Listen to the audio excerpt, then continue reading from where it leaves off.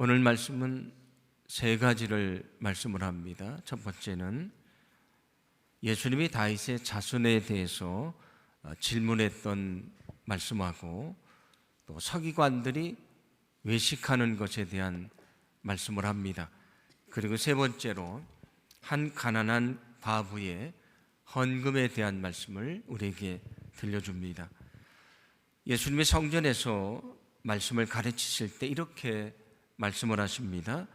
마가복음 12장 35절인데 마가복음 12장 35절 함께 봉독합니다.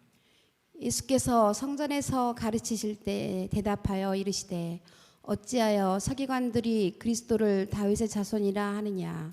아멘.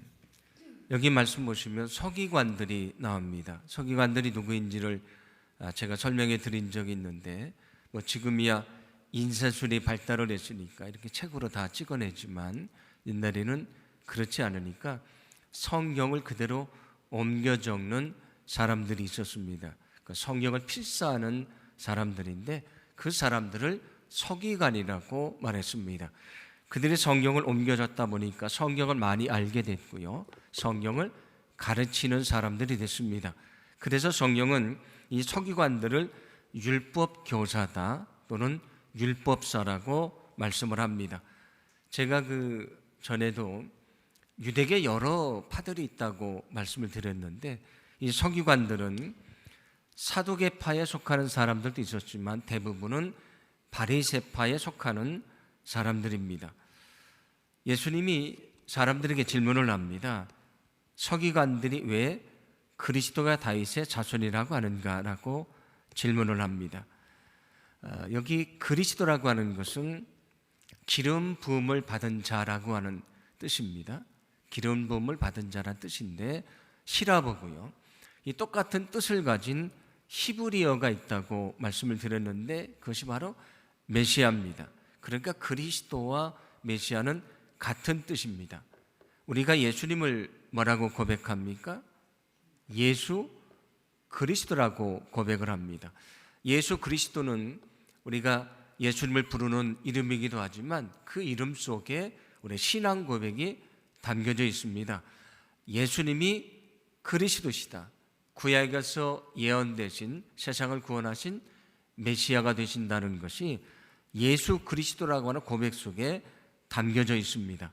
그런데 성경을 보시면 세상을 구원할 메시아는 어떻게 오시는가?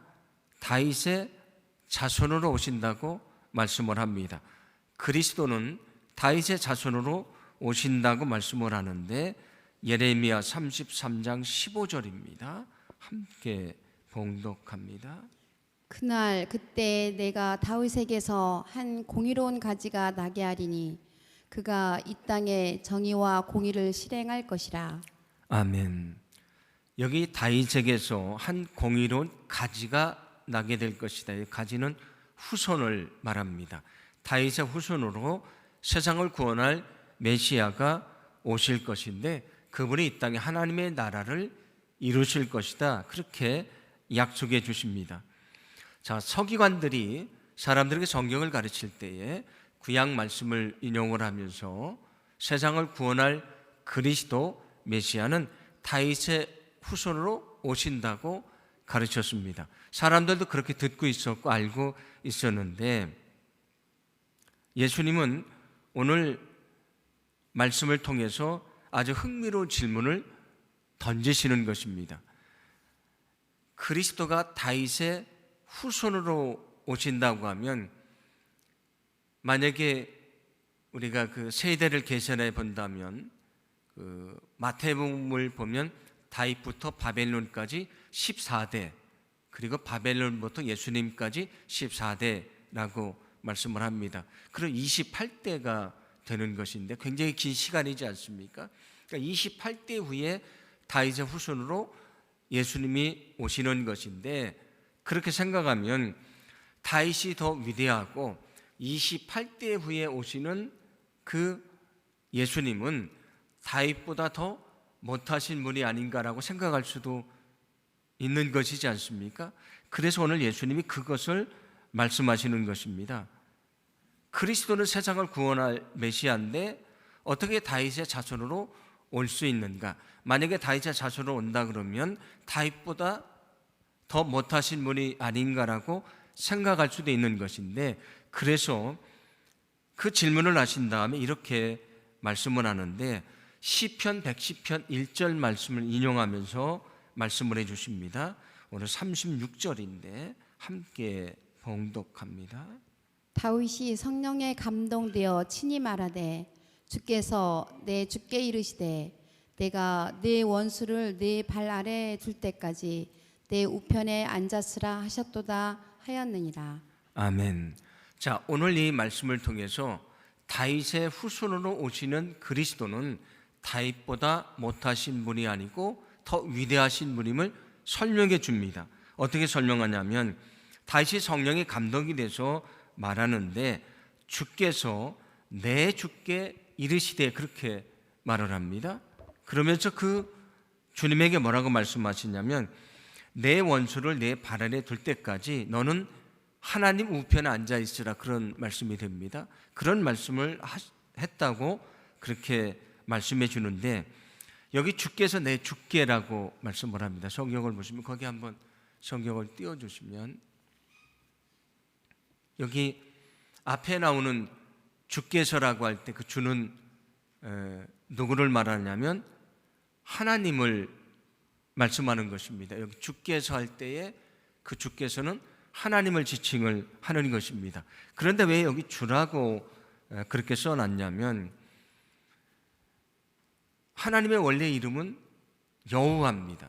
그래서 야훼라고도 그렇게 부르는데 여호와인데 하나님의 이름을 여호와라고 써놨지만 그 이름이 거룩하니까 유대인들은 쓰기는 여호와라고 써놓고 읽을 때는 감히 하나님의 이름을 부를 수가 없으니까 뭐라고 읽었냐면 아도나이라고 읽었습니다. 아도나이는 주라고 하는 뜻입니다.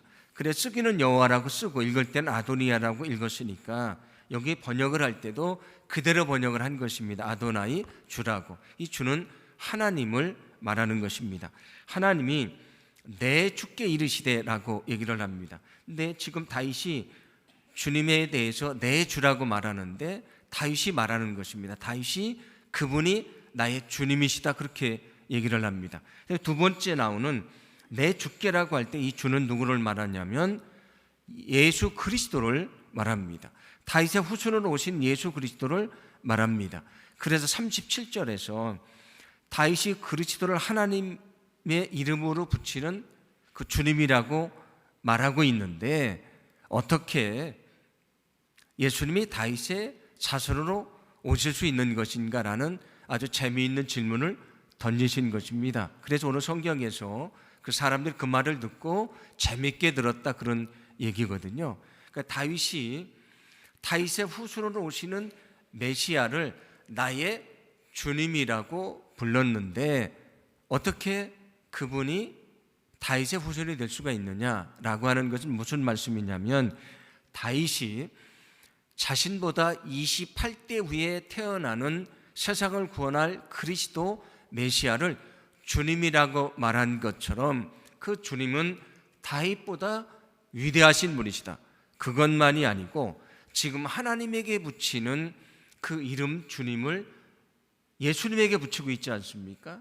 그래서 무엇을 말씀해 주고 있냐면 예수님은 다윗의 후손으로 오시는 분이시지만 다윗보다 먼저 계셨던 또 다른 하나님의 아들이 되신다고 하는 그런 말씀이 되는 것입니다.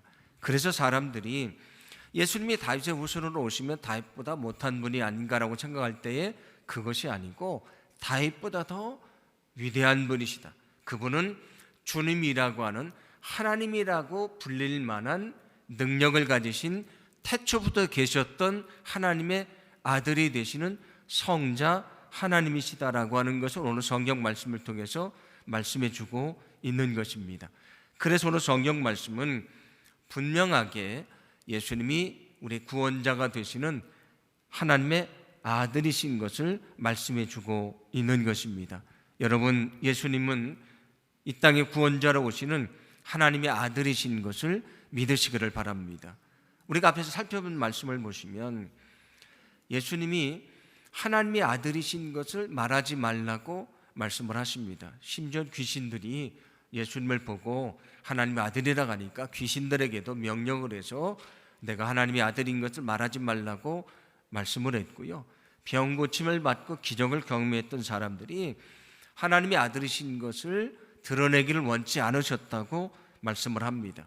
그런데 이제 예수님께서 십자가에 달릴 시간이 가까워졌을 때에 예수님은 이제 공개적으로 하나님의 아들이신 것을 말씀하기 시작을 하십니다. 그 예수 그리스도의 십자가의 은혜를 우리가 구원받아서 하나님의 자녀가 되었다는 것을 믿으시기를 바랍니다.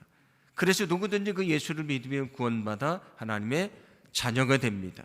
우리도 그 믿음으로 구원받아 하나님의 자녀가 됐는데 오늘 말씀하시는 것처럼 예수님은 세상을 구원하시는 하나님의 아들이시라는 분명한 믿음을 가지고 우리가 세상을 살아갈 뿐만이 아니고 그 주님을 알지 못하는 영혼들에게 예수 그리스도를 전할 수 있는 저와 여러분의 삶이 되기를 간절히 소망합니다. 이 분명한 믿음을 가지고 이 예수 그리스도를 전하고 그 가운데 영혼을 구원해내고 또 세상을 변화시키는 그런 귀한 사명을 감당하는 저와 여러분의 삶이 되기를 간절히 소망합니다. 예수님은 이어서 서기관들에 대한 말씀을 또 말씀을 하시는데 오늘 38절과 39절 말씀입니다. 함께 봉독합니다. 예수께서 가르치실 때에 이르시되 긴 옷을 입고 다니는 것과 시장에서 문안받는 것과 회당의 높은 자리와 잔치의 옷자리를 원하는 서기관들을 삼가라. 아멘. 여기 서기관들에 대해서 몇 가지를 말씀을 합니다. 첫 번째는 뭐라고 말씀합니까?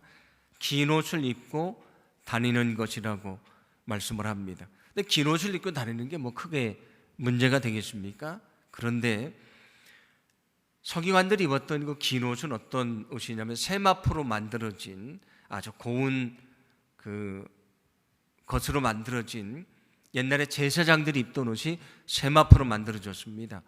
그 옷을 입는데 길게 늘어뜨리는 옷이고요. 그 끝에는 술들이 달려있는데 그 성경 말씀이 기록이 되어 있습니다. 그래서 그 옷은 어떤 옷이냐면 경건한 사람들이 입는 옷으로 사람들이 생각을 하는 것입니다. 그래서 그 사람들은 늘 그 옷을 입고 다녔다 그런 얘기입니다.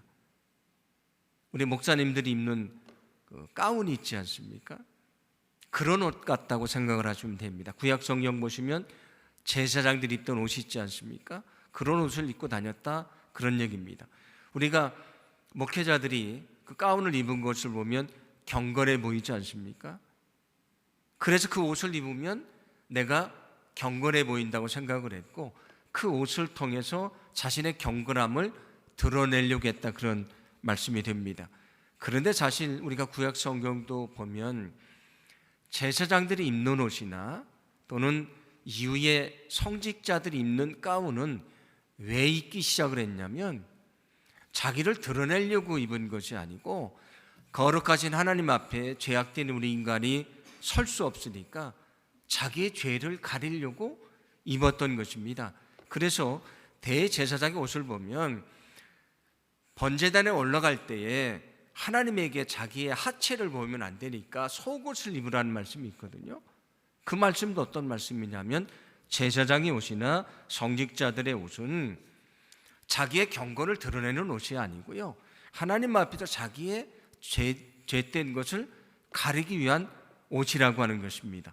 그런데 오늘 성경에 나오는 서기관들은 어떠했습니까? 말씀을 가르칠 때만이 아니고 거룩해 보이는 옷을 입고 다니면서 나는 이렇게 거룩한 사람이다, 나는 이렇게 경건한 사람이라는 것을 보여주려고 했다 그런 말씀입니다. 물론 그들이 정말 거룩하게 살아갔다면 문제가 되지 않지만 문제가 되는 것은 거룩한 옷을 입고 거룩한 것을 드러내려고 했지만 뒤에 나오는 말씀처럼 그들은 전혀 경건하게 살지 않았다고 하는 것입니다. 어떻게 살아가는가? 오늘 또 뭐라고 말씀을 합니까? 그들이 회당에서 율법을 가르치는 사람들인데 시장과 같은 삶의 자리에서도 문안을 받고 인정을 받으려고 했다 그런 얘기입니다. 회당 안에서만이 아니고 세상에 가서도 대접받기를 원했다, 그런 말씀이 되고요. 또 회당에서도 잔치 자리에서도 항상 윗자리를 앉기를 원했다라고 말씀을 합니다.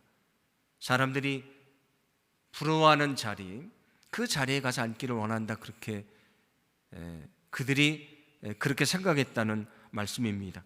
그런데 예수님이 뭐라고 말씀하셨습니까? 너희가 만약에 잔치자리에 가면 어디 가서 앉으라고? 상석에 앉아라? 아닙니다. 말석에 가서 앉으라고 말씀하지 않았습니까? 만약에 상석에 가서 앉았는데 자기보다 더 높은 사람이 와서 저 말석으로 가라고 하면 부끄러움을 당하지 않느냐? 그러니까 너희가 겸손한 자리에 앉아라, 그런 말씀이 됩니다. 그런데 서기관들은 회당에서도 세상에서도 그런 인정받는 자리, 그 자리에 앉기를 원했다, 그런 말씀이 됩니다. 그것만이 아니고 40절은 이렇게 말씀을 합니다. 함께 봉독합니다. 그들은 과부의 가산을 삼키며 외식으로 길게 기도하는 자니 그 받는 판결이 더욱 중하리라 하시니라. 아멘. 그들은 과부의 가산을 삼켰다라고 말씀을 합니다. 그 당시 과부라는 것은 그 시대의 가장 약한 사람들, 그런 사람들인데 사회적인 약자이기 때문에 보호를 받아야 됩니다.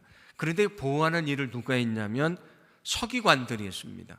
만약에 그 여인의 재산이 있다면 그 재산을 빼앗아가지 못하도록 지켜주는 일을 서기관들이 했는데, 오늘 성경 보시면 그들이 과부의 재산을 지켜주는 것이 아니고 오히려 자기가 관리하는 그 과부들의 재산을 빼앗는 사람이 됐다, 그런 말씀이 됩니다. 그들의 재산을 지켜주라고 했더니 빼앗는 자가 됐다, 그런 말씀이고요. 외식으로 길게 기도한다. 사람들이 보이는 곳에서 손을 들고 길게 기도하면서 나는 이만큼 기도하는 사람이라는 것을 드러내기를 원했다고 말씀을 합니다. 오늘 성경은 뭐라고 말씀하냐면 그들이 받는 판결이 더욱 중할 것이라고 말씀을 합니다. 제가 이 말씀을 묵상하면서 저도 제게 경고하시는 말씀이라는 생각을 갖게 됐습니다. 여기 서기관들이 어떤 사람들입니까? 성경을 잘 아는 사람들이고요, 성경을 가르치는 사람들인데 성경을 알고 가르치지만 자신들은 가르친 대로 살지를 않습니다. 그러면 오늘 성경이 뭐라고 합니까? 너희가 성경을 알고 성경을 가르치지만 가르친 대로 살지 않으면 너희가 받는 판결이 더 중할 것이다. 말씀을 가르치는 자가 말씀대로 살지 않으면 더 큰 벌을 받게 될 것이다. 예수님의 경고의 말씀입니다. 오늘 성경은 이렇게 자기의 신앙을 드러내고요, 그리고 인정받기를 원하고 가식적으로 살아가던 서기관들의 어리석은 신앙의 모습을 책망하시는 것입니다. 오늘 그들의 모습을 보면서 우리 자신을 되돌아봐야 되는 것입니다. 우리도 오늘 성경에 나오는 이 서기관들처럼 외식하는 신앙인은 아닌 것인가? 내가 정말 이만큼 주님을 알고 있다고, 내가 이만큼 주님에 대한 사랑을 가지고 있다고 우리가 사람들에게 보여주는 신앙생활을 하고 있는 것이 아닌가? 내가 하나님의 말씀을 가르치기도 하고 하나님의 말씀을 받기도 하지만 그 말씀대로 살지 않는 외식하는 신앙인이 아닌가라고 하는 그런 질문입니다. 오늘 성경은 우리에게 분명하게 말씀해 줍니다. 그것은 외식하는 신앙을 버려야 된다는 것입니다. 여러분, 하나님은 우리의 중심을 보시는 분이십니다. 우리가 외식하는 신앙을 버리고 온전히 주님이 원하시는 말씀대로 살아가는 그 말씀에 순종하는 하나님의 거룩한 백성이 되기를 간절히 소망합니다. 디모데후서 3장 5절을 보시면 믿음을 가지고 산다고 고백하지만 여전히 세상의 욕심을 따라 살아가는 사람들, 믿음대로 살지 않는 사람에 대해서 이렇게 말씀을 합니다. 함께 봉독합니다. 경건의 모양은 있으나 경건의 능력은 부인하니 이 같은 자들에게서 네가 돌아서라. 아멘. 경건의 모양은 있으나 경건의 능력은 부인하는 사람이다, 없는 사람이다, 그런 말씀입니다. 경건의 모양이 있습니다. 예배도 잘 드리고요. 성경도 읽습니다. 기도 생활도 하고요. 교회에서 봉사도 합니다. 겉으로 보면 경건의 모양이 있습니다. 그는 경건한 사람 같습니다. 그런데 그 믿음대로, 말씀대로 거룩하게 살아가지 않습니다. 경건의 모양은 있는데 그 믿음대로 살지 않으면 경건의 능력이 없는 것입니다.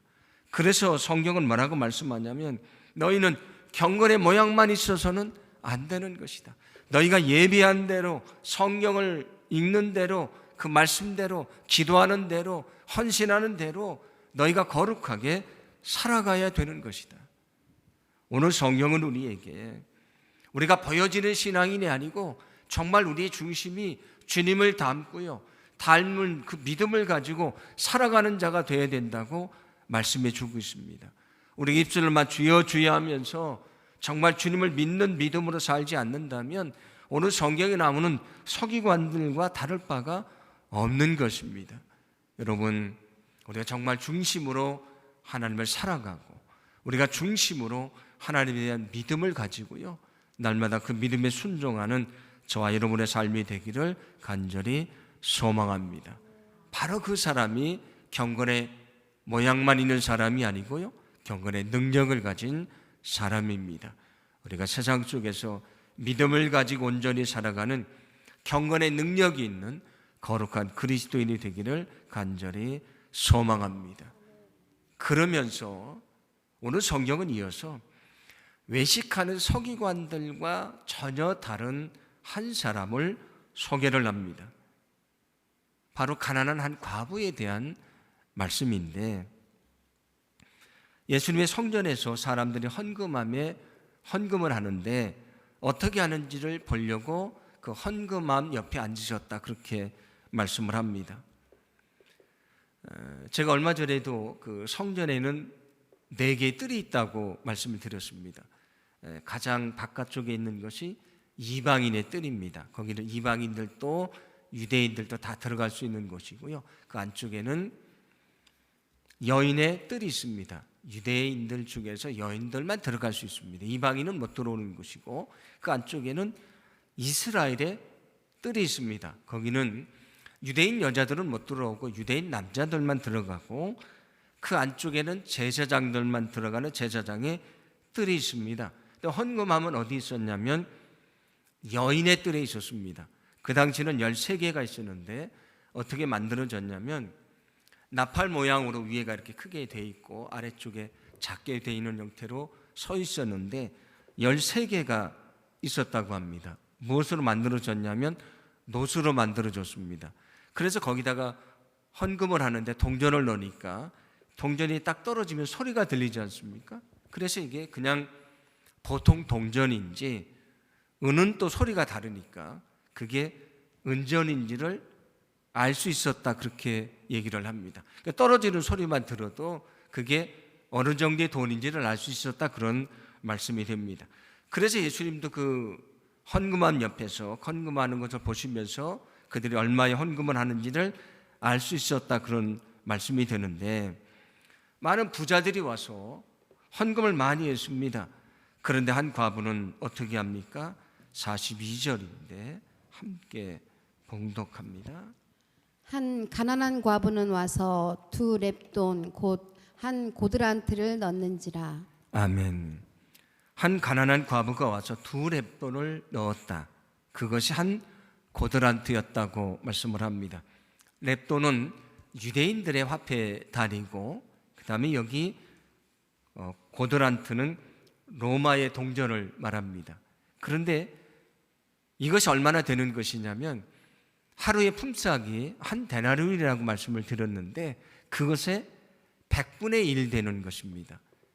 쉽게 설명을 하자면 만약에 하루에 노동자의 품삯을 10만 원이라고 계산을 하면 여기 2 렙돈 한 고드란트는 얼마가 되냐면 100분의 1이니까 1,000원 정도 되는 돈이라고 생각을 하면 됩니다.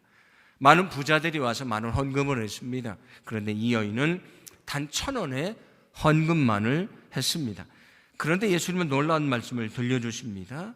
오늘 43절과 44절입니다. 함께 봉독합니다. 예수께서 제자들을 불러다가 이르시되 내가 진실로 너희에게 이르노니 이 가난한 과부는 헌금함에 넣는 모든 사람보다 많이 넣었도다. 그들은 다 그 풍족한 중에서 넣었거니와 이 과부는 그 가난한 중에서 자기의 모든 소유 곧 생활비 전부를 넣었느니라 하시니라. 아멘.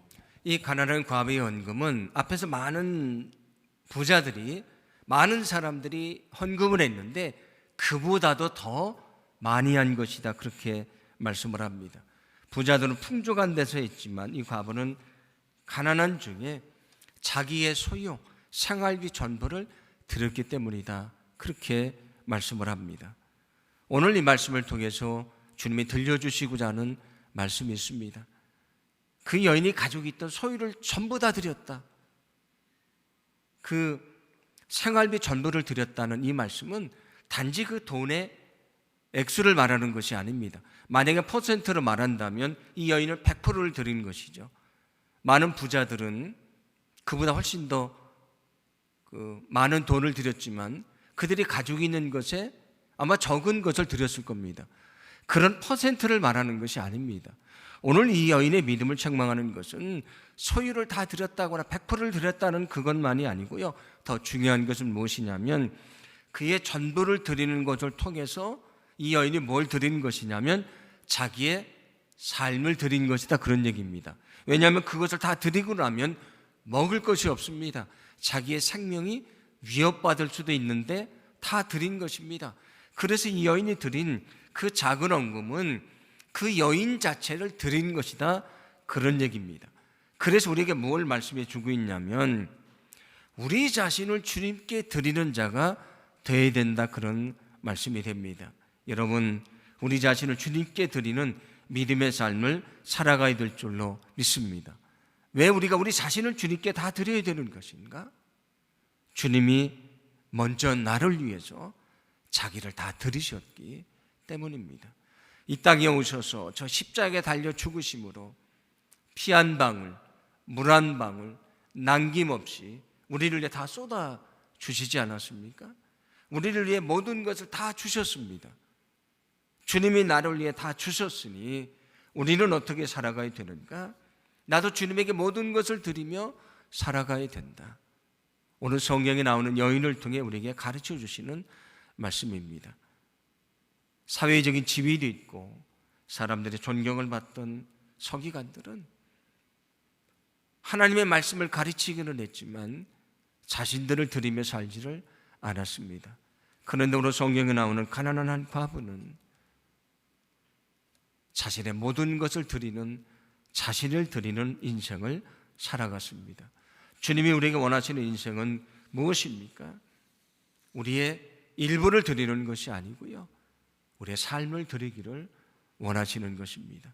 주님이 나를 위해서 자신을 다 주셨던 것처럼 우리도 우리의 마음과 우리의 몸과 우리의 정성과 우리의 온 삶을 들여서 하나님의 영광을 위해 살아가는 거룩한 삶이 되기를 간절히 소망합니다. 오늘 성경은 우리에게 외식하는 신앙을 버려야 된다, 경건의 모양만 있어서는 안 되는 것이다, 너희는 말씀대로 살아가는 자가 되어야 된다. 그 삶은 어떤 것이냐? 오늘 성경에 나오는 과부처럼 자신의 모든 것을 주님을 위해 드리는 것이라고 말씀해 주고 있습니다. 소망하기는 우리가 늘 주님이 원하시는 뜻이 무엇인지 분별하고 주님이 나를 위해 자신을 다 주셨던 것처럼 우리가 고백하기를, 주님, 이제 저는 주님의 것입니다. 주님의 뜻대로 나를 사용하시고 나를 통해 하나님의 역사를 이루어 주소서, 우리 자신을 주님께 다 드릴 수 있는 거룩한 삶이 되기를 간절히 소망합니다. 사실 우리는 그 고백을 지난 송구 영신 예배일 때 우리 언약 갱신을 하면서 드렸습니다. 주님, 나는 이제 나의 것이 아닙니다. 나는 주님의 것입니다. 나를 주님의 뜻대로 사용해 주셔서 내 삶을 주님을 위해 드리기를 원합니다. 우리가 입술로만 그렇게 고백하는 것이 아니고 정말 나를 주님의 것으로 온전히 드릴 수 있는, 내 인생을 다 드릴 수 있는 저와 여러분의 삶이 되기를 간절히 소망합니다. 오늘 말씀을 기억하면서 우리가 기도하기를